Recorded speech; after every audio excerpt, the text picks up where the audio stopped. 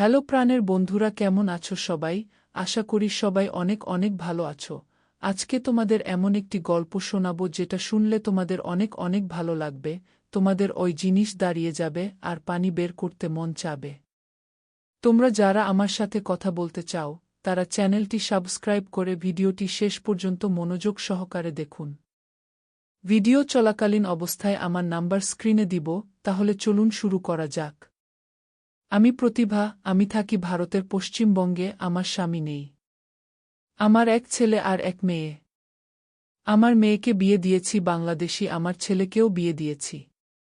আমার মেয়েকে যার সাথে বিয়ে দিয়েছি ওর নাম অমিত, ওর ব্যবসা আছে। সে বাংলাদেশের সাথে আমদানি রপ্তানি করে, সেই সূত্রে ওর সাথে আমাদের পরিচয়। সে প্রায় ১-০ বছর হয়েছে মেয়েকে বিয়ে দিয়েছি, ওদের একজন ছেলেও আছে। সে যাই হোক, আমার ছেলের বউয়ের সাথে আমার বনি বনা হয় না। তাই আমি আমার মেয়ের বাড়িতেই বেশি থাকি। এখন আমি আমার মেয়ের বাড়িতে আছি। এখানে আসলে ৬ মাসের আগে আর যাই না। ওরা বেশ সুখেই আছে। আমি মেয়ের বাড়িতে আসলেও জামাইয়ের সাথে তেমন কোনো কথা হয় না। আমাদের মধ্যে একটা দূরত্ব থাকেই সবসময়। আমার মেয়ের ছেলেকে ওরা অনেক দূরের ভালো স্কুলে ভর্তি করিয়েছে। তার আবার পরীক্ষা চলছে, তাই আমার মেয়ে সকালে ওর ছেলেকে নিয়ে যায় আর আসে বিকেল ৫টায়। তাই এই কদিন আমি জামাইকে দুপুরে ভাত খেতে দেই।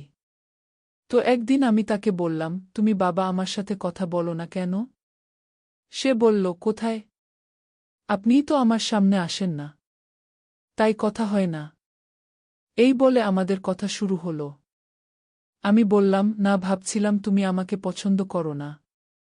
আবার আমার মেয়ে তো তোমাকে ভয় পায়। তাই? সে বলল, কি যে বলেন, আমি কি বাঘ না ভাল্লুক? বলুন তো। আপনার মেয়েই চায় না আমরা কথা বলি।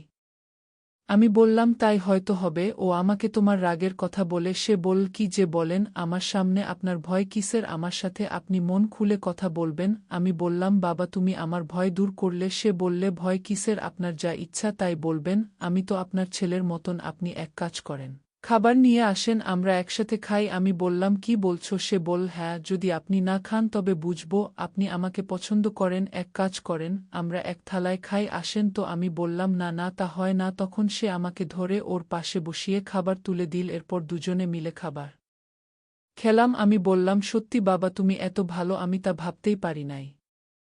সে বলল, আপনিও অনেক ভালো। এরপর দুজনে খাবার খেয়ে দিয়ে সোফায় গিয়ে বসলাম আর গল্প করতে লাগলাম। তার ব্যবসা বাণিজ্য কেমন হচ্ছে সেই নিয়ে অনেক কথা বললাম। যাই হোক, এইভাবে আমরা অনেক ফ্রি হয়ে গেলাম। এরপর আমি ওকে বললাম, তুমি তো আমাকে একবারের জন্য ফোন দাও না। সে বলল, এখন থেকে প্রতিদিন আপনাকে ফোন দেব। আবার বিরক্ত হবেন না তো? আমি বললাম, পাগল ছেলে, আমি তোমার সাথে অনেক কথা বলবো, দেখে নিও। সে বলল, আপনি কবে যাবেন? আমি বললাম, পরশু ভিসা শেষ, তাই পরশুই যেতে হবে। দাদুভাইয়েরও পরীক্ষা শেষ আগামীকাল। সে বলল, ঠিক আছে, আমি আপনাকে সীমান্তে গিয়ে পৌঁছে দিয়ে আসব। পরের দিনও আমরা অনেক কথা বললাম ফ্রি মনে। সে আমার জন্য কাপড় এবং বাকি সবার জন্য কিনে দিল। এতে আমার মেয়ে জামাইজের উপর খুব খুশি হল। যথারীতি পরের দিন সকালে আমরা দুজনে গিয়ে ট্রেন ধরলাম। নানান গল্প করলাম অটোতে পাশাপাশি বসে। আমি ওকে বললাম, তুমি কবে যাবা তাই বলো। ওরা তো শীত ছাড়া যেতে পারবে না। তুমি কবে আসছো আমাদের বাড়িতে? সে বলল, আপনি বললেই চলে আসব। আমি বললাম, আমার সাথে তো যেতে পারতে। সে বলল, কাজ রয়েছে কিছু, তা একটু সামলে নেই, তারপর যাব। আমি বললাম, ১-০-১-৫ দিনের মধ্যে আসতে পারবে? সে বলল, আচ্ছা, তা দেখা যাবে। কথা বলতে বলতে আমরা বর্ডারে পৌঁছে গেলাম।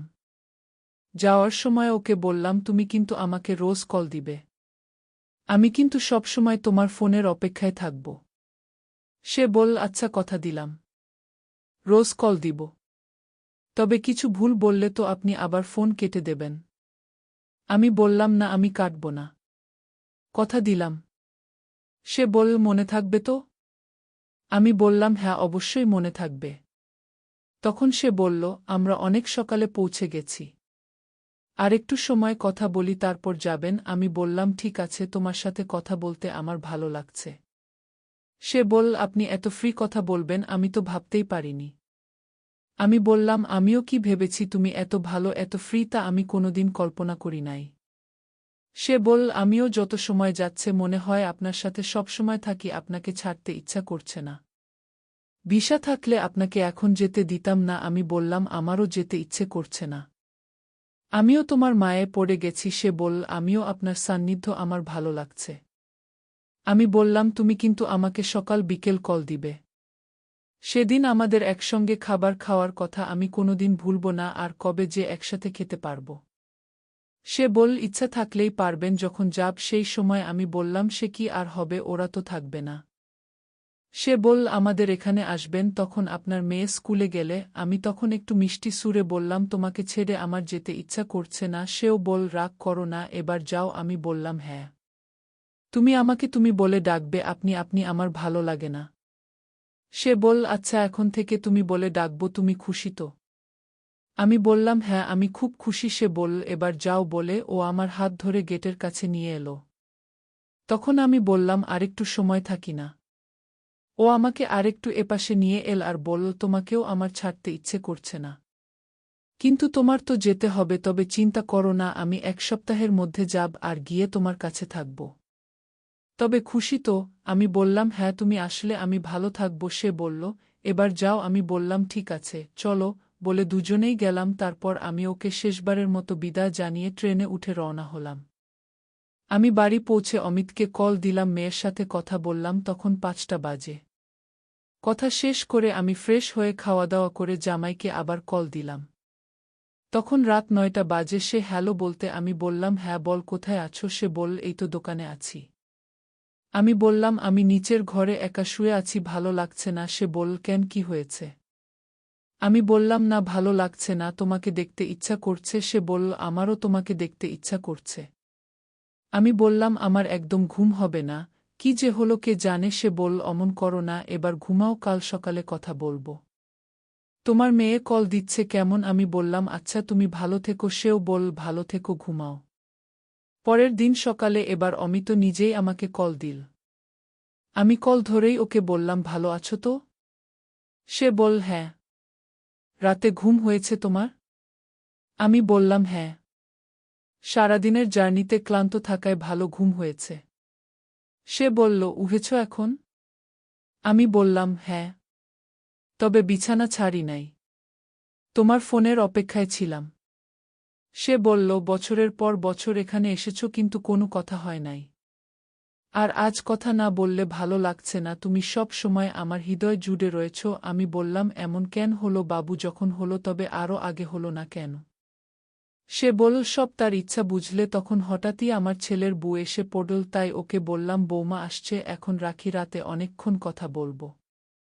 এই বলে আমি ফোনকে দিলাম। দিন চলে গেল, আর কথা হয়নি আমাদের, তাই আমার ভালো লাগছে না, কি করব। এরপর রাত 9:30টার দিকে অমিত আমাকে কে ফোন দিল। তখন আমার কাছে বৌমা ছিল, তাই ওকে বললাম, বৌমা আমার কাছে ঘুমাচ্ছে, ভালো আছো তো? সে বলল, হ্যাঁ তুমি ভালো আছো তো?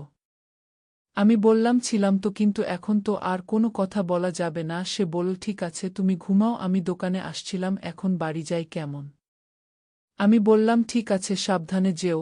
এই বলে আমি ফোন রেখে দিলাম। এরপর সারাদিন পেরিয়ে গেল। সন্ধেবেলা সে আমাকে কল দিল। আমি কল ধরেই বললাম, আজকে বেশি রাত পর্যন্ত থাকবে, আমরা কথা বলবো কেমন? সে বলল, ঠিক আছে। তারপর আমাদের কথা শুরু। আমি ওকে বললাম, তুমি কোথায় এখন? সে বলল, দোকানে একা একা তোমার কথা ভাবছিলাম। আমি বললাম, এত দূর থেকে শুধু ভাবলে হবে, তার জন্য কাছে আসতে হয়। সে বলল, তুমি আসতে বললেই তো আসব।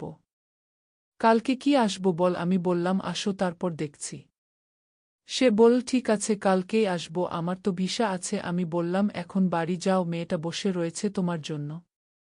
সে বলল, যাচ্ছি, তুমি এখন ঘুমাও, সকালে রওনা দেব। আমি বললাম, না হয় একদিন পরে এসো, ওদের আবার বাজার করে সব ঠিক করে দিয়ে আসবে।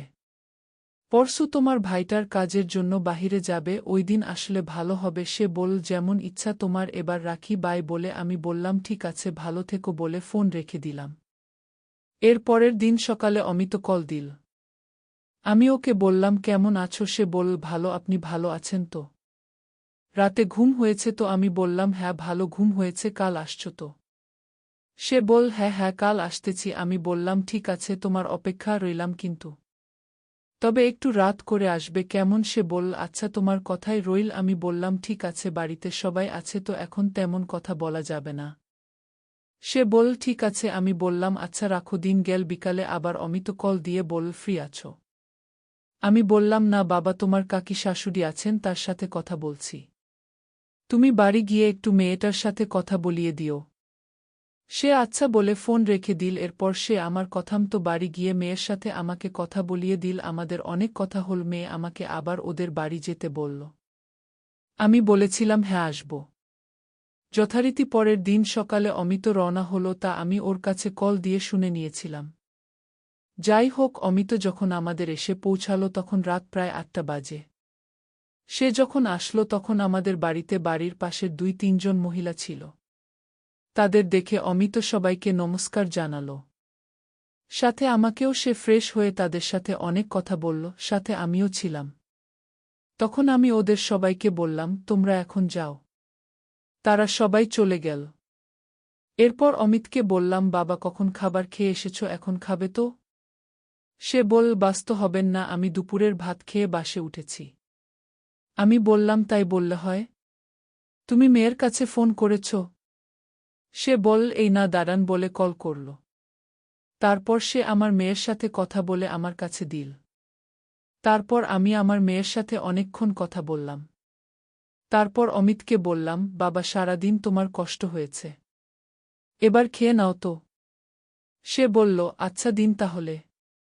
তারপর আমি ওকে বসিয়ে ভাত খেতে দিলাম। এরপর তার জন্য আমার ঘরের সামনের বারান্দায় ঘুমাতে দেয়ার জন্য বিছানা ঠিক করলাম। আর ওকে বললাম, তুমি বসো, আমি বাইরের ঘর বন্ধ করে আসি। এরপর আমি আসতেই ও আমাকে আঁকড়ে ধরে বলল, আমার জীবন ধন্য হল। আমি বললাম, আমার জীবনও ধন্য। এরপর নিজেকে ওর কাছে ছেড়ে দিলাম। তারপর আমাদের সারারাত নির্ঘুমে কেটে গেল। এভাবে সে আমাদের বাড়িতে এক শূন্য দিন ছিল। সে যাবার দিন আমি ওকে বলেছিলাম, তুমি কিন্তু সময় সুযোগ করে মাঝে মাঝে আমার কাছে চলে আসবে। সে বল, ঠিক আছে, অবশ্যই আসব। তারপর থেকে আমাদের এভাবেই চলতে থাকল। তো বন্ধুরা, আজকের ভিডিওটা এখানেই সমাপ্ত। ভিডিওটি ভালো লাগলে লাইক, শেয়ার এবং চ্যানেলটি সাবস্ক্রাইব করতে পারেন। ভালো থাকুন, সুস্থ থাকুন। ধন্যবাদ।